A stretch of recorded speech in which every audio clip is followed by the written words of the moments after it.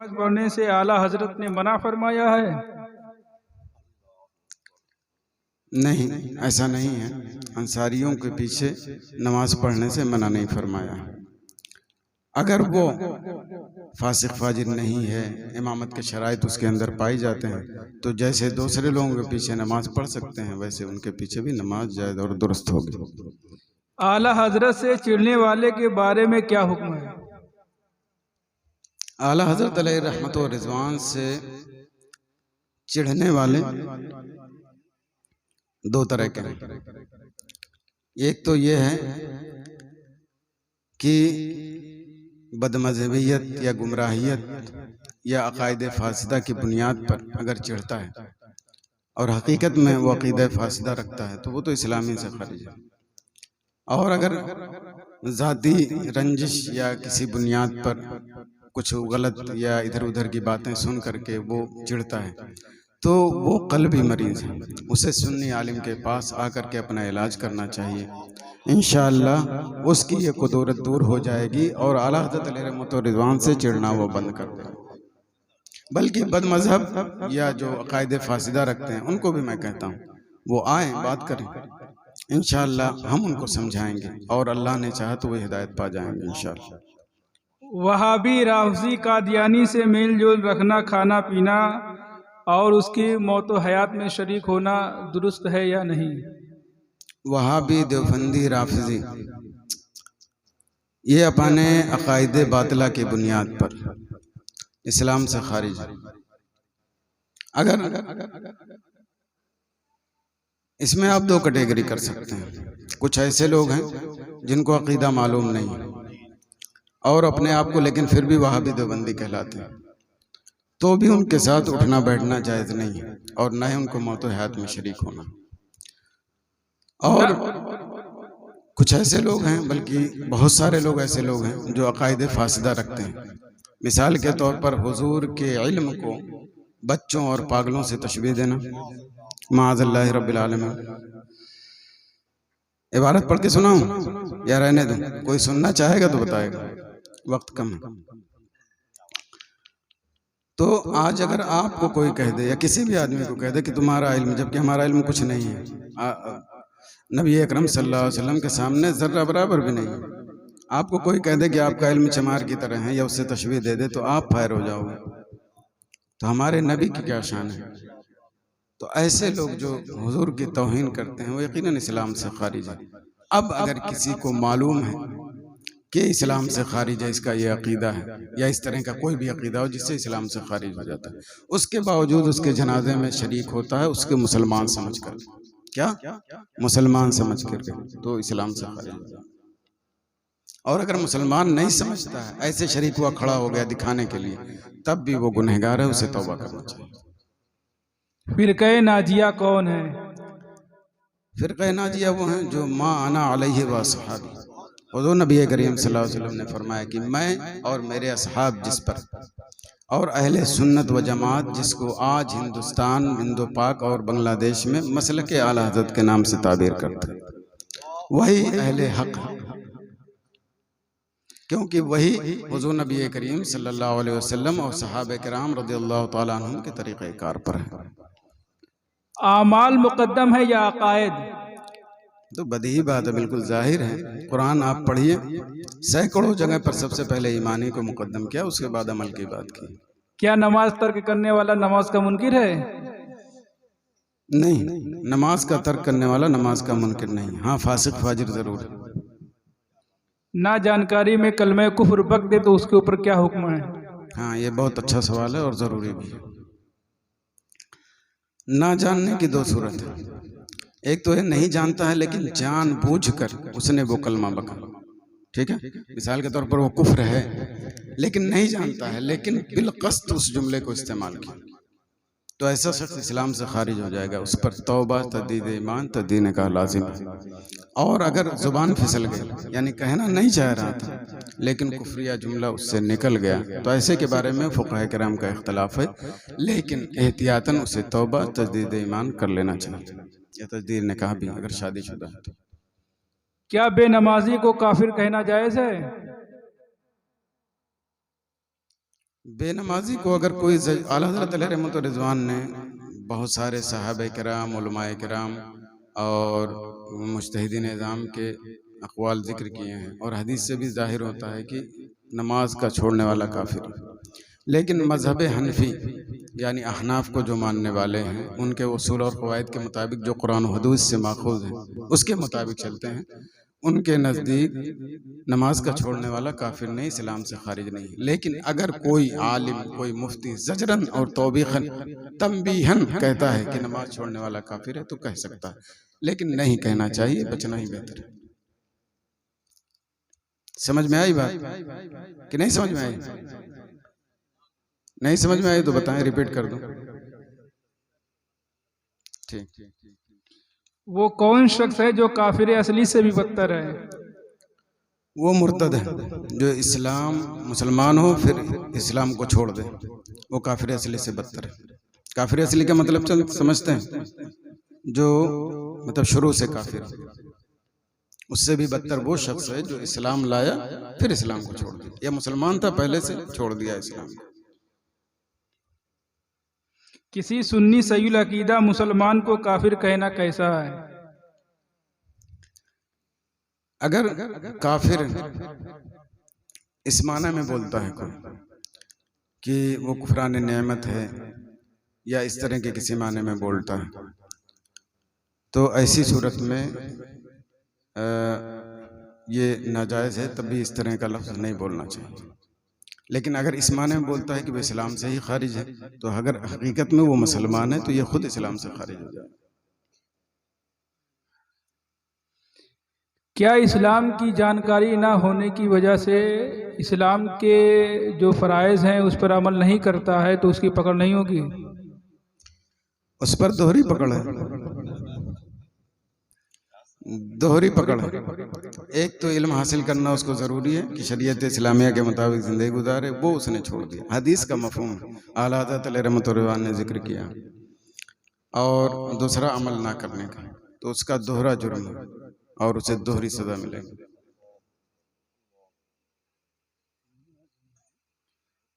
सुन्नियों मसलके हक के अलावा जितने मसालिक हैं, वहाबी, देवबंदी, क्या ये सब हक पे या बातिल पे? वो तो पहले ही, इससे पहले भी जो सवाल हुआ उससे समझ में आ गया कि अहले सुन्नत व जमात के अलावा सब नाहक है। आला हज़रत को पेशवा मानने से इनकार करना कैसा है? अब उससे पहले भी जो जवाब सवाल हुआ मसला के आला हज़रत के ताल्लुक से, वही जवाब यहाँ पर भी है। नजदी इमाम की इक्तिदा में नमाज पढ़ने व अमवात का हुक्म क्या है? मौत व हयात में शरीक हो नहीं, तो वही वाला सवाल है।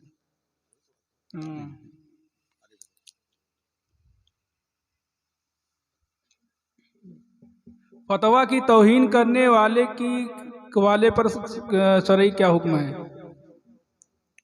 अगर उसे हुक्म शरई यानी इस्लाम का हुक्म समझ करके उसका इनकार करता है तो ये कुफ्र है।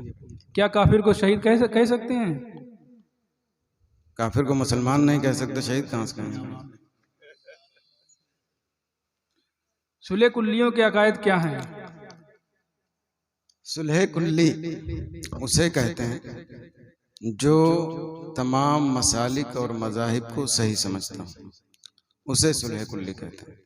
एक बात यहाँ मैं तंबीहन कहना चाहूँगा, आजकल बाज़ लोग अपने सुन्नी मुसलमान को भी सिर्फ किसी से मिलने जुलने की बुनियाद पर सुलह कुल्ली कह देते हैं। ये गलत है, नहीं कहना चाहिए।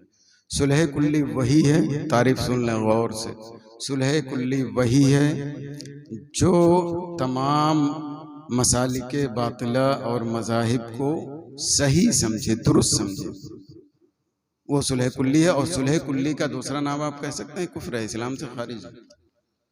क्या तैमूर लंग शिया था? नहीं, शिया नहीं था बल्कि सुन्नी था।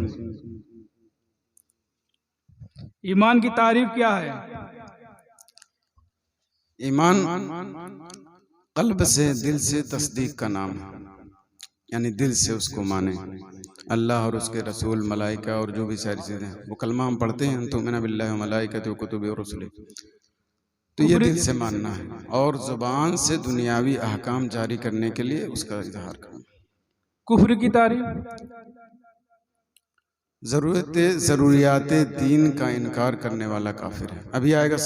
और ज़रूरियात दीन उसको कहते हैं जो हर कसो नाकस उसके फ़र्ज को जानता हो। मिसाल के तौर पर नमाज है, तो हर आदमी जानता है नमाज फ़र्ज है। अगर कोई उसका इनकार करता है तो इस्लाम से खारिज हो जाएगा। मुरव्वजा ताज़ियादारी हराम है या जायज़? आला हज़रत अलैहि रहमत व रिज़वान ने 10 जगह फरमाया है कि ये नाजायज़ व हराम है, और उलमाए किराम ने आज भी उसको बताया कि वो नाजायज़ हराम है।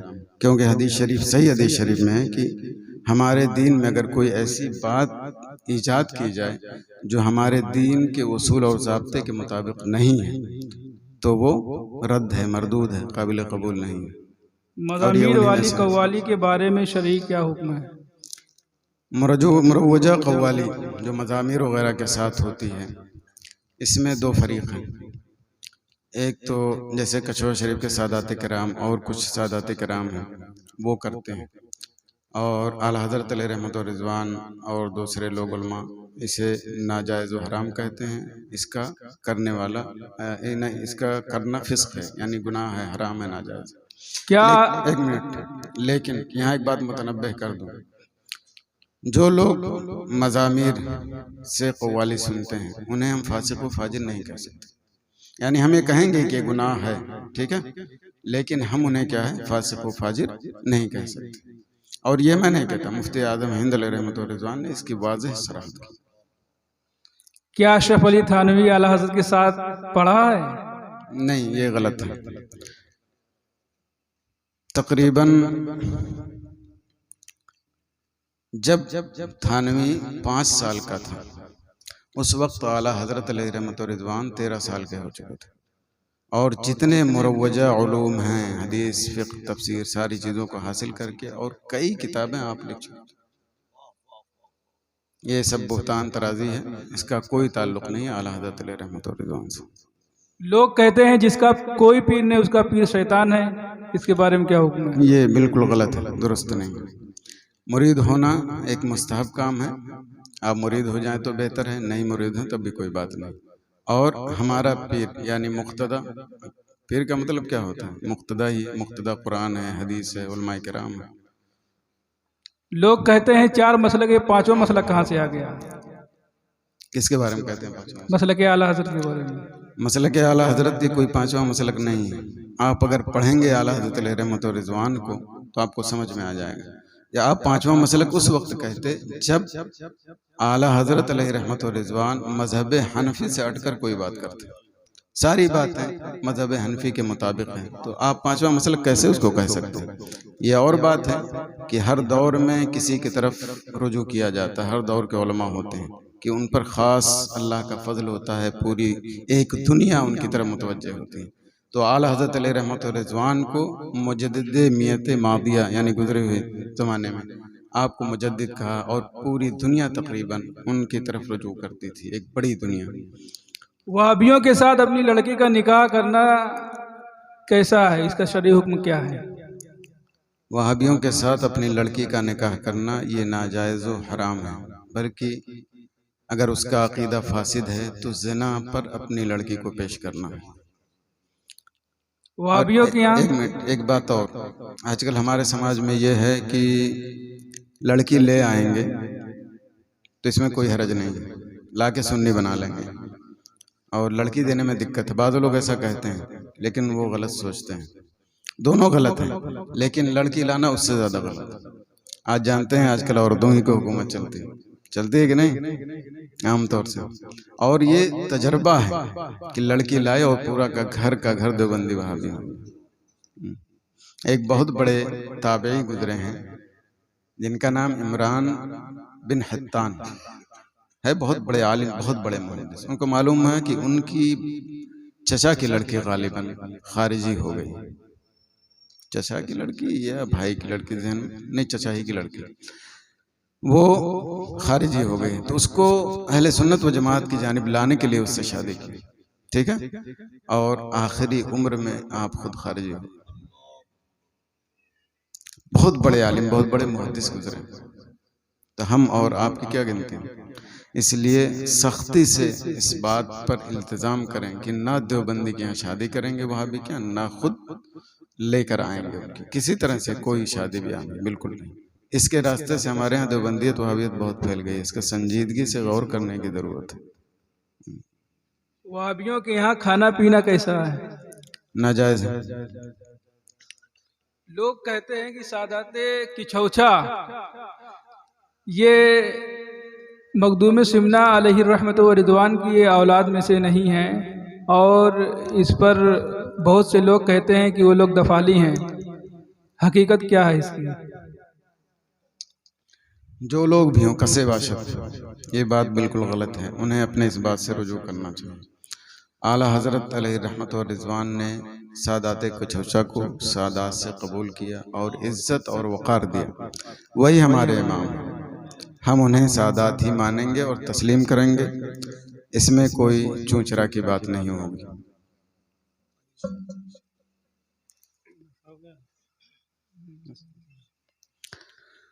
तो कुछ बयानात हुए, कुछ सवालात और जवाबात हुए, मेरा वक्त ख़त्म हुआ। मेरा काम था आप लोगों तक बात पहुंचाना, अल्लाह का काम है कि वो आप लोगों को हिदायत दे, सही रास्ते पर लाए, और वो उसी वक्त रंग लाएगा जब आप कोशिश। अल्लाह तबारक व तआला हमें अमल करने की तौफीक अता फरमाए, शरीयत इस्लामिया के मुताबिक ज़िंदगी गुजारने की तौफीक अता फरमाए, अपने ईमान व अक़ीदे की हिफाजत करने की तौफीक अता फरमाए, और बिलखुसूस बुनियादी तौर पर अपने बच्चों को बेहतरीन दीनी तालीम देने की तौफीक अता फरमाए, और अपने बच्चों को हालात के एतबार से भी मॉडर्न एजुकेशन हाई लेवल की तालीम देने की तौफीक अता फरमाए। आमीन सुम्मा आमीन। बोलने में किसी तरह की कोई गलती हुई तो अल्लाह तबारक व तआला माफ़ फरमाए।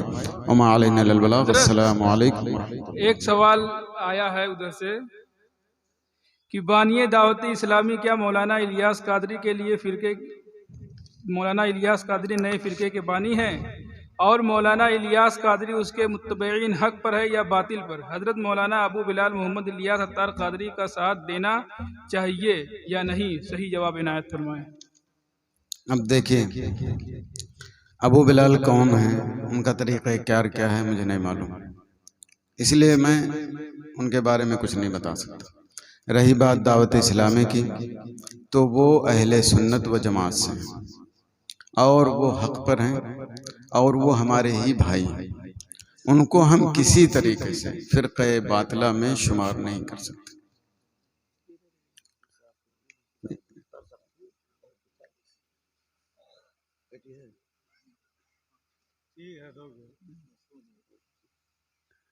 फिर एक मिनट, फ़िरक़े बातिला में जो शुमार करते हैं तो या तो ज़रूरियात दीन का इनकार करता है या ज़रूरियात अहले सुन्नत का, और हमारे इल्म के मुताबिक दावत इस्लामी वाले ज़रूरियात अहले सुन्नत का ना तो इनकार करते हैं, ना तो ज़रूरियात दीन का इनकार करते हैं, इसलिए वो अहले सुन्नत व जमात से।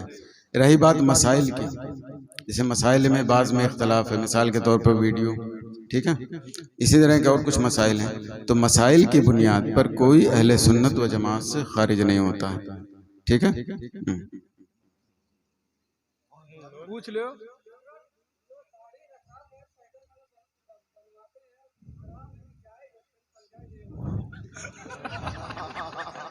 सही बात।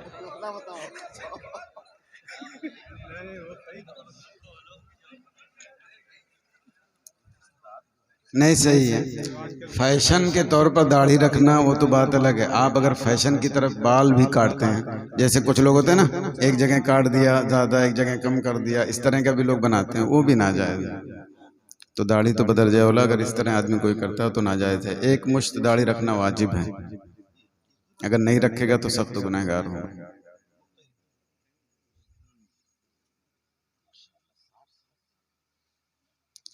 अस्सलाम वालेकुम रहमतुल्लाह।